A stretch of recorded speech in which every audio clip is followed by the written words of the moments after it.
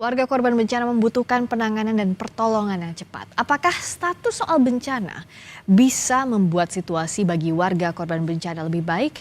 Kita akan tanya kepada sejumlah narasumber yang hadir. Ada tenaga ahli kantor staf Presiden Ilham Malik, juga media manager Amnesty International Indonesia Hairil Halim. Selamat malam Mas Hairil. Selamat malam Mbak Priska. Mas Ilham. Selamat malam. Mas Ilham, mengerahkan segala unsur secara nasional, tapi statusnya bukan bencana nasional. Kenapa? Ya, karena seperti disampaikan oleh Pak Mensesnek tadi, yang paling penting itu adalah langkah untuk mengatasinya secara nasional. Bukan statusnya, tetapi langkah-langkah yang dilakukan oleh pemerintah itu bersifat skala nasional untuk menyelesaikan masalah yang ada di sana. Jadi kita memang mencatat bahwa pada hari ini sudah ada 770 jiwa ya menjadi korban meninggal. Kemudian ada 463-an yang menghilang, luka ada 2.600-an, tetapi pemerintah sangat meyakini bahwa semua ini masih bisa ditangani oleh pemerintah Indonesia sendiri. Bahwa ada desakan dari berbagai pihak untuk menjadikan ini sebagai bencana nasional, tentu pemerintah menganggap ini sebagai sebuah apresiasi yang inisiasi atau juga masukan dari berbagai pihak ya. Dan ini menjadi bahan pertimbangan pemerintah juga, bahwa sampai hari ini keputusan itu belum diambil untuk menjadi bencana nasional. Hal itu tentu juga menjadi sebuah pertimbangan pemerintah, bahwa sampai pada hari ini pemerintah Indonesia masih tetap bisa mengatasi masalah yang ada di sana. Begitu Mbak. Jadi dalam kondisi sekarang kan kepala daerah itu ada beberapa kepala daerah bilang bahwa sudah tidak sanggup untuk menanggulangi ini, minta bantuan dari pemerintah pusat. Yang saat ini jadi concern pemerintah pusat, apakah mencegah agar ada bantuan pihak asing misalnya, karena menganggap pemerintah Indonesia masih sanggup sejauh ini? Penegasan yang tadi, Mas Ilham. Konsepnya bukan menolak bantuan asing, tetapi memang kapasitas kita masih mampu untuk mengatasi masalah ini. Bahwa ada beberapa kabupaten, kota, atau beberapa kabupaten ya, ada 3 ya, menyatakan bahwa tidak sanggup, itu sudah dikonfirmasi oleh Pak Tito bahwa yang dinyatakan tidak sanggup itu adalah masalah pembiayaannya. Maka pemerintah akan bantu pembiayaannya. Kalau mereka misalnya mengeluhkan keterbatasan di logistik tertentu, maka pemerintah juga akan memberikannya. Jadi mereka bukan lumpuh. Jadi pemerintah daerah bukan lumpuh, tetapi mereka mampu mengatasinya, tetapi ada beberapa keterbatasan. Nah, keterbatasan itulah yang kemudian pemerintah masuk ke dalamnya untuk membantu pemerintah daerah setempat untuk mengatasi. Jadi seluruh instrumen pemerintah pada hari ini masih bisa mengatasi hal tersebut. Mulai dari pemerintah di level kecamatan, kabupaten, kemudian di level provinsi, masih mampu mengatasi hal itu. Dan sampai hari ini masih berproses. Pemerintah, seluruh aparat kita, pemerintah daerah, pemerintah pusat, kemudian TNI, Polri, bergerak mengatasi hal tersebut. Jadi sampai hari ini tidak ada kelumpuhan pemerintah untuk mengatasi hal tersebut. Dan Presiden telah mengatakan bahwa ini bisa diatasi oleh pemerintah dan lakukan. Jadi seluruh sumber daya manusia yang kita miliki, seluruh sumber daya apapun yang kita miliki, itu yang dikerahkan untuk mengatasi masalah. Nah, memang ada beberapa hal yang masih luput. Bahwa informasi ada yang luput bantuan, informasi itulah yang kemudian digunakan oleh aparat kita untuk menjangkau daerah itu. Karena bagaimanapun sistem komunikasi yang sangat terbatas tentu membutuhkan bantuan dari berbagai pihak untuk menginformasikannya, sehingga apa yang dilakukan aparat kita dan petugas kita di lapangan itu tepat sasaran sesuai dengan kebutuhan yang ada. Oke, gitu Mbak Priska. Saya menangkap tadi dari Mas Ilham. Jadi pembiayaan ada yang tidak mampu dibantu oleh pemerintah pusat. Sumber daya dikirim oleh pemerintah pusat. Dengan seperti ini tapi tanpa status bencana nasional, saya mau tanya ke Mas Hairil, sudah cukup atau tidak? Ya tentu sangat jelas tidak cukup, karena pihak-pihak yang berada di lapangan sendiri, kita lihat contohnya ada 3 bupati mengatakan mereka tidak mampu. Ini ibaratnya seseorang yang tertimpa tangga terus meminta tolong kepada orang di depannya mengatakan kamu masih sanggup kok, padahal dia sendiri udah nggak bisa nahan. Jadi yang kami khawatirkan seperti itu. Meskipun disupport tadi dari pemerintah pusat, itu tidak cukup juga? Iya, itu pernyataan dari bupati tersebut adalah sebenarnya data dari lapangan yang harus dipertimbangkan secara matang oleh pemerintah, bahwa ini benar-benar harus kita tingkatkan pada menjadi status darurat nasional. Kenapa darurat nasional?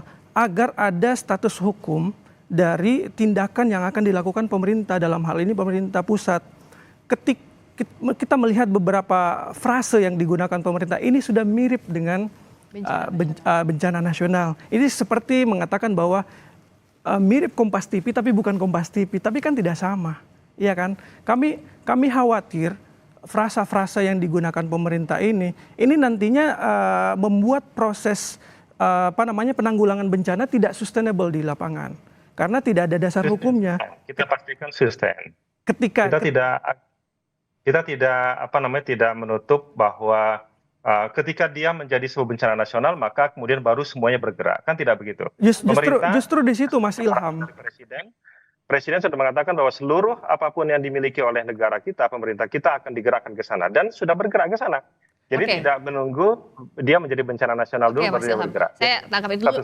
Justru di situ permasalahannya Mas Ilham. Jadi ketika tidak ada status darurat nasional, nanti proses perjalanan proses recovery ini akan bisa terhambat karena tidak ada dasar hukum yang kuat.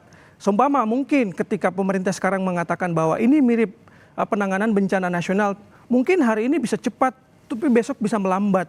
Tapi dengan adanya status bencana nasional ini, otomatis semua pihak akan all out.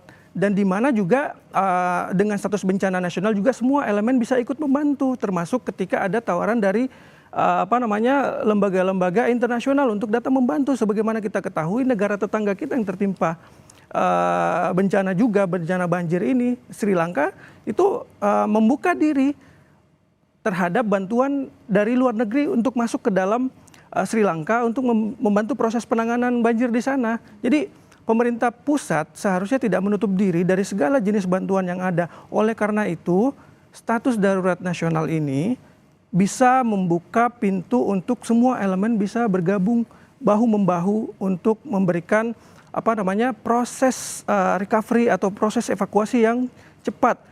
Dan status darurat nasional itu bisa memaksa daerah-daerah untuk daerah terdekat bisa untuk dimintain untuk membantu dari pemerintah pusat. Oh, ini status darurat nasional, minta provinsi tetangga untuk membantu, itu punya kekuatan hukum yang kuat ketika ada status darurat nasionalnya di situ.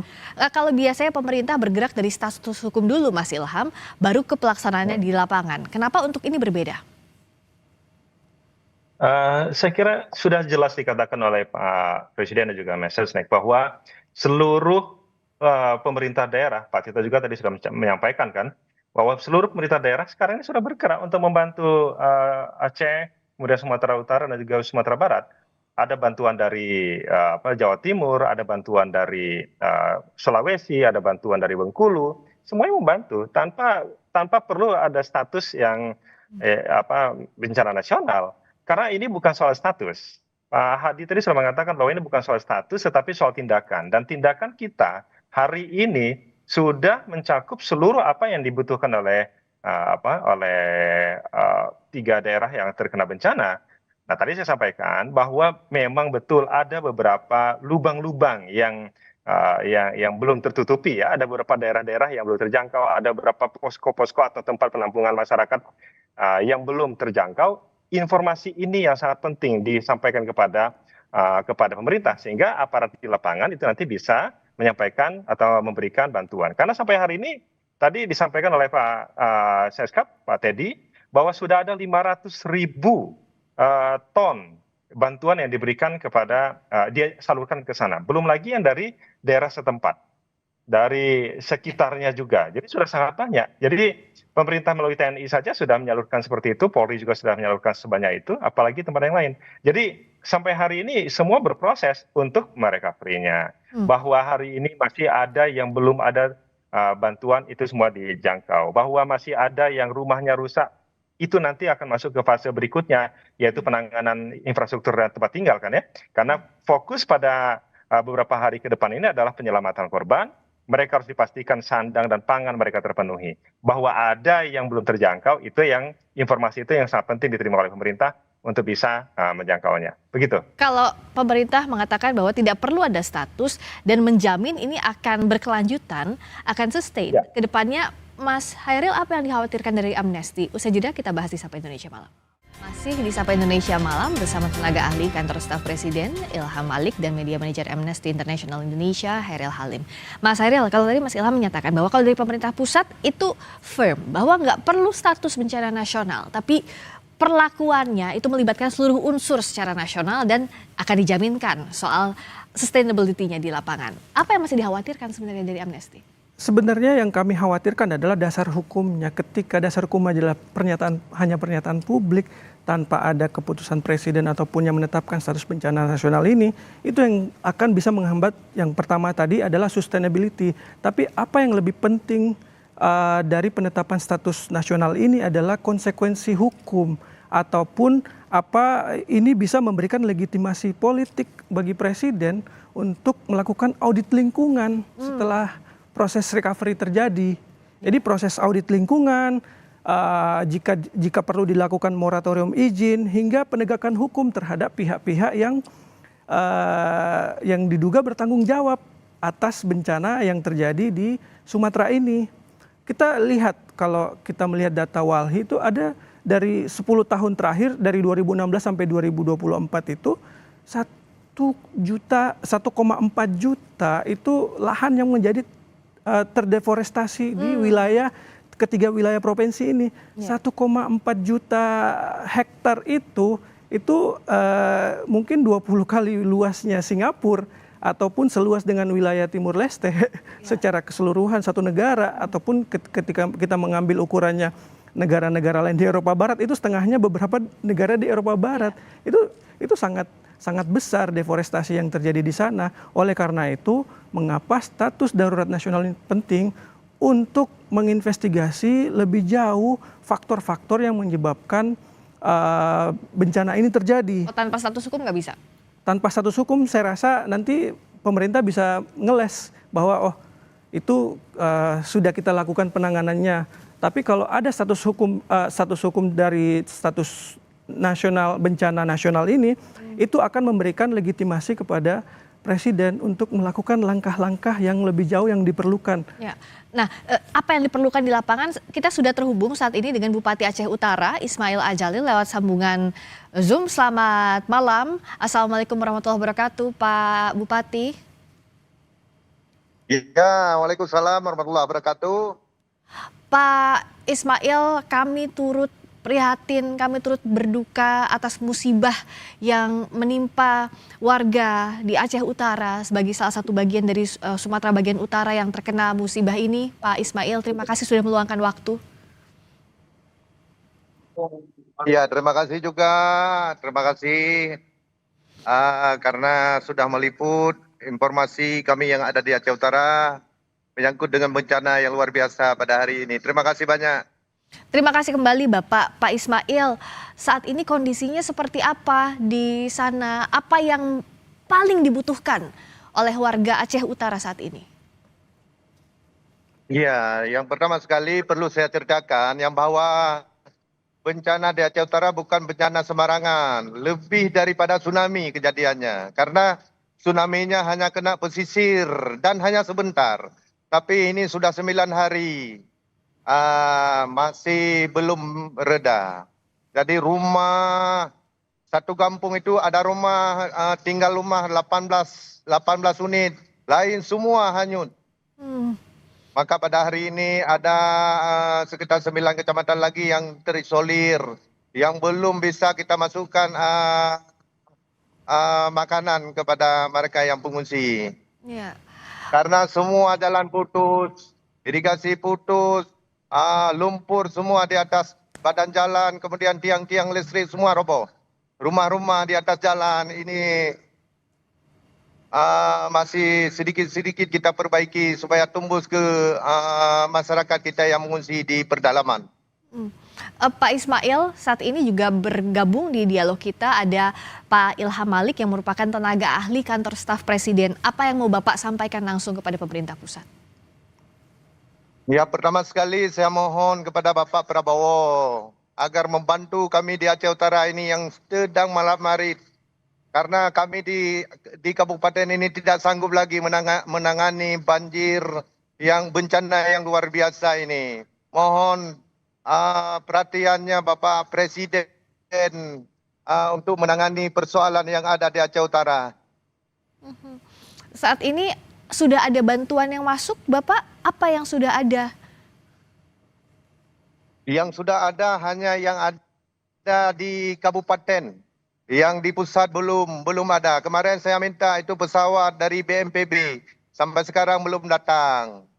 Untuk kita transfer makanan kepada pengungsi-pengungsi yang di tengah-tengah hutan, yang terjebak di tengah-tengah hutan. Tapi sampai hari ini belum ada bantuan dari pemerintah pusat terhadap Kabupaten Aceh Utara.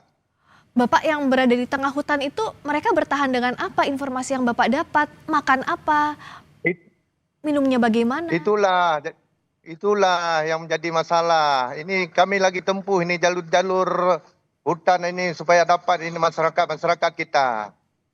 Ya, Maka dalam hal tersebut saya sudah memohon beberapa kali, tapi tidak ada yang mensikapi ini persoalan yang ada di Aceh Utara, bencana yang luar biasa ini.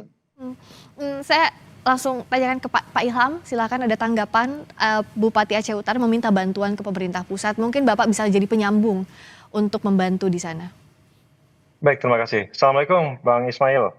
Insya Allah nanti apa Waalaikumsalam yang tadi terkait dengan kendala yang ada di Aceh Utara, nanti akan kita sampaikan ke BNPB supaya nanti bisa diatasi segera.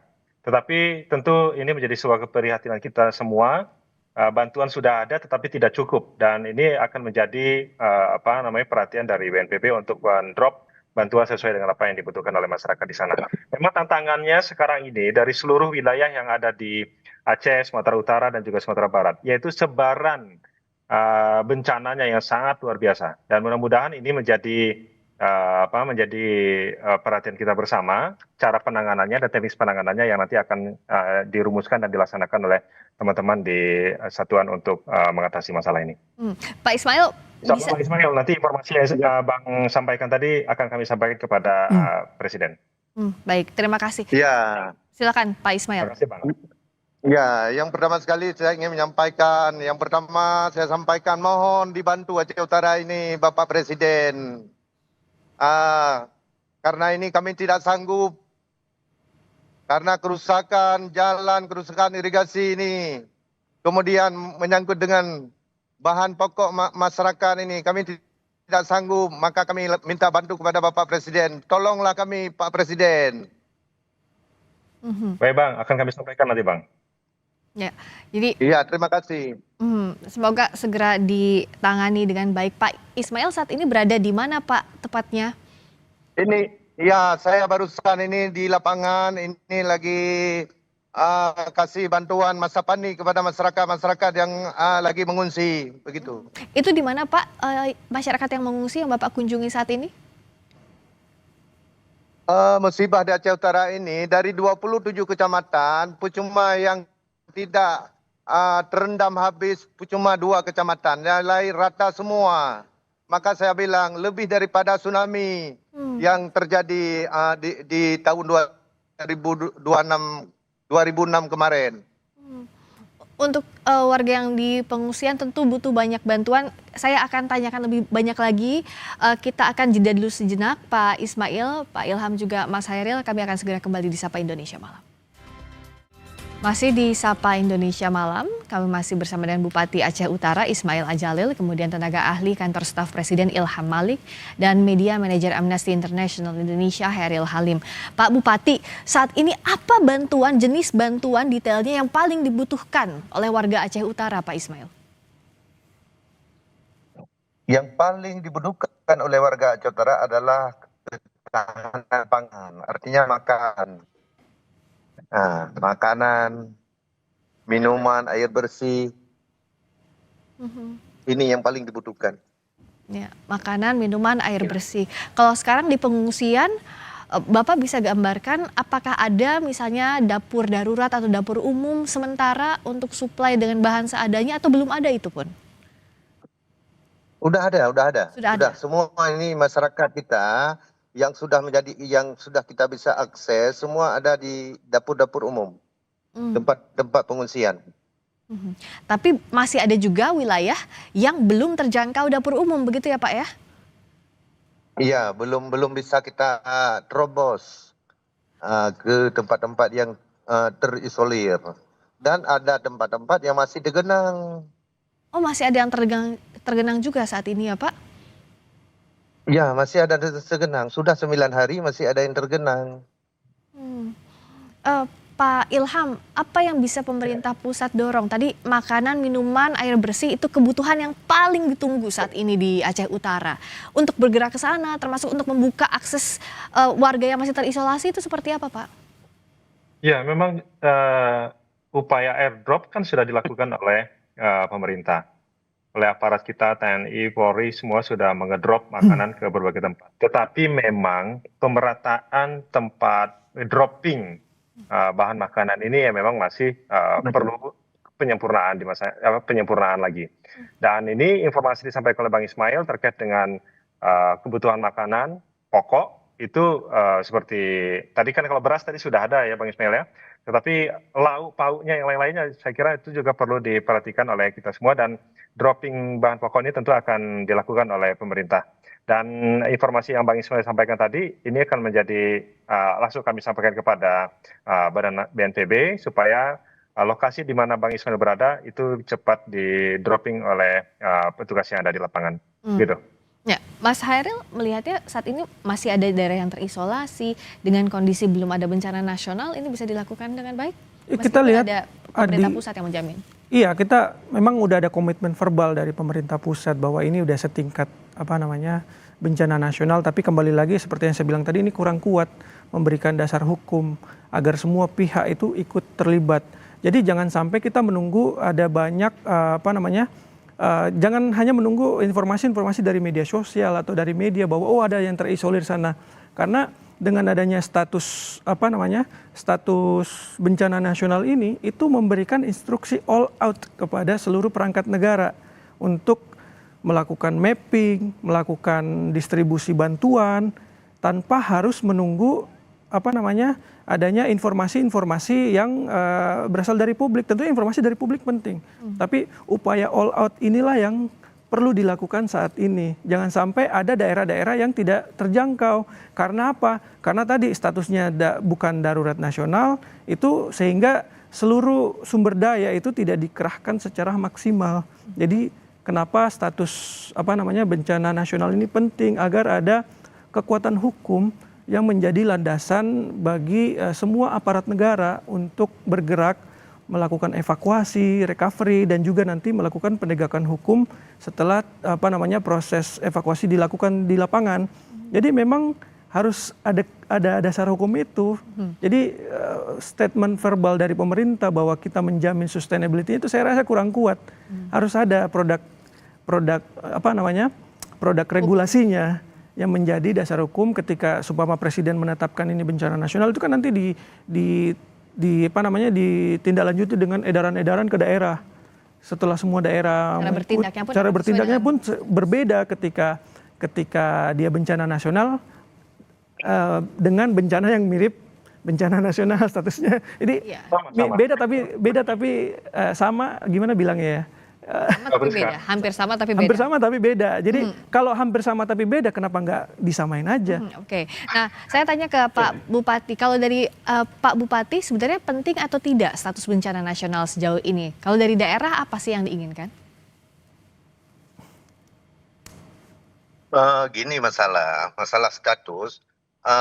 Kalau di daerah ini kan memang kita tidak bisa berbuat apa-apa. Kalau kita lihat dari bencana tsunami itu kan hanya sebentar. Hanya sebentar, udah selesai. Tapi ini bencana sampai hari ini belum selesai. Mayat sekalipun belum habis ditemukan. Baru ditemukan 121 orang. Kehilangan nyawa yang kehilangan ada 118 orang lagi yang hilang menurut data sementara. Ya. Apakah tidak wajar itu status menjadi bencana nasional? Kemudian kalau tsunami waktu itu hanya pesisir kenanya. Tapi ini di Aceh Utara aja 27 kecamatan. Cuma 2 kecamatan ini yang tidak kena. Tapi tidak kena semua, separuh kena. Kemudian terhadap rumah masyarakat, ini semua hilang. Ada beberapa desa ini memang tidak ada lagi rumah. Kemudian sudah 9 hari pejabat kita yang ada di pusat, satu orang pun belum ada sampai ke Aceh Utara. Maka tidak dilihat langsung bagaimana kejadian di Aceh Utara sebenarnya. Kemudian juga kami tidak bisa akses informasi. Selama ini sinyal HP mati, lampu mati. Kami semua terjebak di atas atap-atap rumah. Ini yang terjadi di Aceh Utara yang sebenarnya. Maka nggak wajarkah ditetapkan sebagai bencana nasional di Aceh? Itu maksudnya. Ya, silakan Pak Ilham. Kita ingin mengatakan begini ya, kita ini butuh status atau tindakan nasional. Kalau kita butuh tindakan nasional, itu yang dilakukan oleh pemerintah. Dan sampai hari ini pemerintah masih begitu serius untuk mengatasi masalah yang ada. Dan tidak serta-merta ketika dia dibuat statusnya sebagai bencana nasional, maka masalah yang ada di lokasi yang sekarang terdampak itu akan selesai. Karena begini, sampai hari ini ya, di Aceh sendiri ada 25,45% masyarakat yang terdampak. Itu memang betul, sampaikan oleh Pak Ismail tadi. Dampaknya yang terjadi di banjir kali ini itu berbeda dengan apa yang terjadi pada saat tsunami. Jadi memang sangat besar. Di Sumatera Utara ada 10,13% masyarakat yang terdampak. Kemudian di Sumatera Barat ada 2,4%. Memang relatif kecil. Yang paling besar adalah di Aceh, kemudian di Sumatera Utara. Memang skalanya sangat besar sekali. Tetapi tidak serta-merta bahwa ini kemudian dianggap kalau dia menjadi statusnya bencana nasional, maka tanda kutip ya, urusan penanganannya itu menjadi mudah. Tetap saja menjadi hal yang sangat sulit. Dan karena kesulitannya sama, penanganannya sama, maka bagi pemerintah fokusnya bukan pada status, tetapi pada langkah-langkah nasional yang dilakukan oleh pemerintah sebagaimana disampaikan oleh Bapak Presiden. Dan arahan dari Pak Presiden sudah cukup jelas bahwa seluruh aparat, seperti yang saya sampaikan tadi, seluruh aparat yang di pemerintahan itu segera dan juga sudah turun mengatasi masalah yang ada.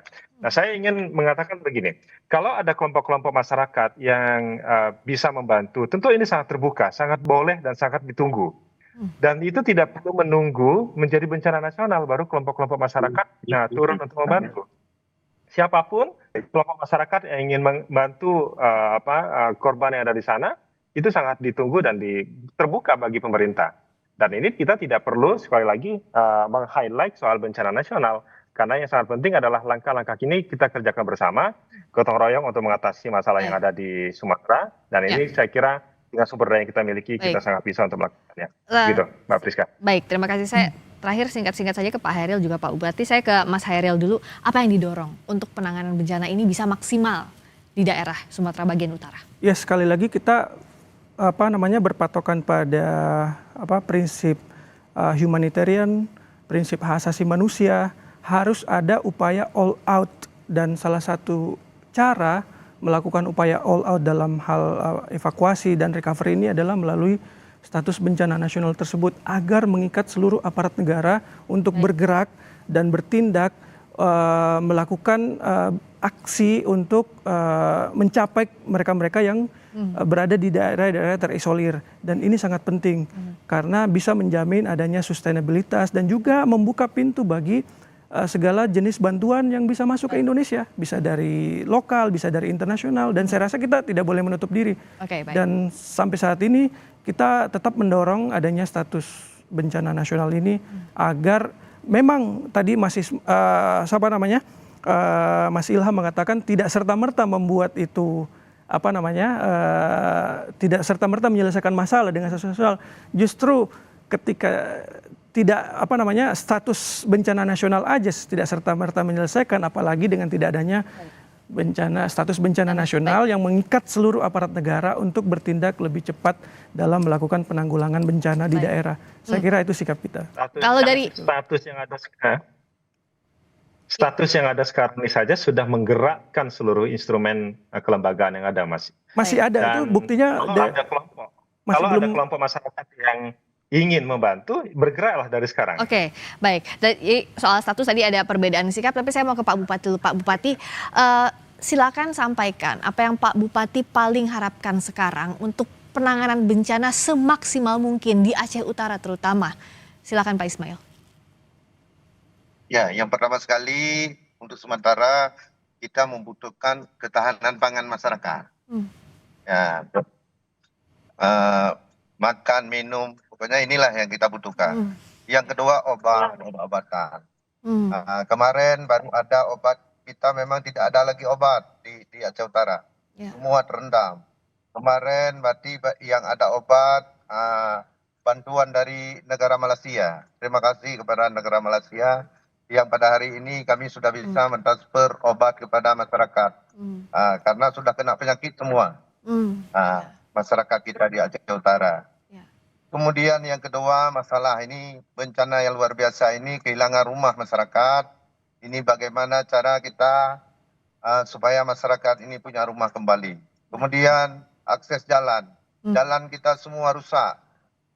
Irigasi kita rusak. Ya, lahan pertanian semua rusak. Ini bagaimana kita selesaikan ini supaya masyarakat kita di Aceh Utara ini aman. Bisa pulang ke rumah masing-masing seperti biasa. Penanganan maksimal saat ini dan juga pemulihan nanti pasca bencana, Pak Bupati, sekali lagi kami berbela rasa, kami mengucapkan duka sedalam-dalamnya. Semoga penanganan bisa menyentuh seluruh warga Aceh Utara. Bagi korban meninggal segera ditemukan, bagi yang masih selamat juga diberikan kesehatan untuk bertahan di kondisi yang sulit ini. Terima kasih Pak Bupati Aceh Utara. Pak Ismail Jalil sudah bergabung di Sapa Indonesia Malam. Terima kasih juga tenaga ahli kantor staf Presiden, Pak Ilham Malik, juga Media Manager Amnesty International Indonesia, Mas Hairil Halim. Terima kasih, selamat malam.